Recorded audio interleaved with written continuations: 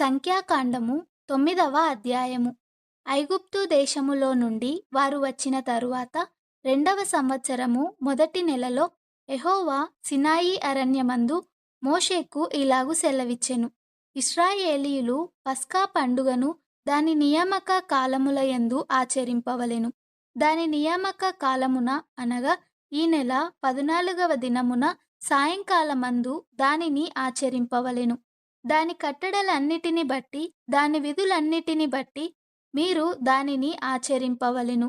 కాబట్టి మోషే పస్కా పండుగను ఆచరింపవలెనని ఇశ్రాయేలీయులతో చెప్పగా, వారు సినాయి అరణ్యమందు మొదటి నెల 14వ దినమున సాయంకాలమందు పస్కా పండుగ సామాగ్రిని సిద్ధపరచుకొనిరి. యెహోవా మోషేకు ఆజ్ఞాపించిన సమస్తమును ఇశ్రాయేలీయులు అతడు చెప్పినట్లే చేసిరి. కొందరు నరశవమును ముట్టుట వలన అపవిత్రులై ఆ దినమున పస్కా పండుగను ఆచరింపలేకపోయిరి. వారు ఆ దినమున మోషే అహరోనుల ఎదుటికి వచ్చి, మోషేతో నరశవమును ముట్టుట వలన అపవిత్రులమైతిమి.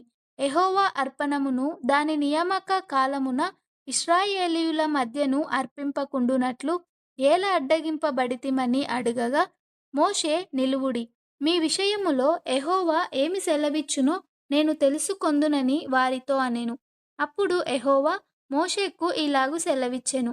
నీవు ఇశ్రాయేలీయులతో ఇట్లనుము, మీలో గాని మీ వంశములో గాని ఒకడు శవమును ముట్టుట వలన అపవిత్రుడైనను దూర ప్రయాణము చేయుచుండినను అతడు యెహోవా పస్కా పండుగను ఆచరింపవలెను.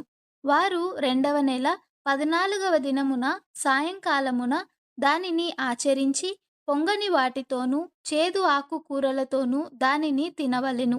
వారు మరునాటి వరకు దానిలో కొంచెమైనను మిగలనీయవలదు. దానిలోనిది ఒక్క ఎముకనైనను విరువవలదు. పస్కా పండుగ విషయమైన కట్టడలన్నిటిని బట్టి వారు దానిని ఆచరింపవలెను. ప్రయాణములో ఉండని పవిత్రుడు పస్కాను ఆచరించుట మానిన ఎడల ఆ మనుష్యుడు తన జనులలో నుండి కొట్టివేయబడును. అతడు యెహోవా అర్పణమును దాని నియామక కాలమున అర్పింపలేదు గనుక ఆ మనుష్యుడు తన పాపమును తానే భరింపవలెను. మీలో నివసించు పరదేశి యెహోవా పస్కాను ఆచరింపగోరునప్పుడు అతడు పస్కా కట్టడ చొప్పున దాని విధిని బట్టియే దానిని చేయవలెను. పరదేశికిని మీ దేశములో పుట్టిన వానికిని మీకును ఒకటే కట్టడ ఉండవలెను. వారు మందిరమును నిలువబెట్టిన దినమున మేఘము సాక్ష్యపు గుడారములోని మందిరమును కమ్మెను. సాయంకాలము మొదలుకొని ఉదయము వరకు అగ్ని వంటి ఆకారము మందిరము మీద నుండెను. నిత్యమును అలాగే జరిగెను. మేఘము మందిరమును కమ్మెను. రాత్రియందు అగ్ని వంటి ఆకారము కనబడెను. ఆ మేఘము గుడారము మీద నుండి పైకెత్తబడినప్పుడు ఇశ్రాయేలీయులు ప్రయాణమై సాగిరి.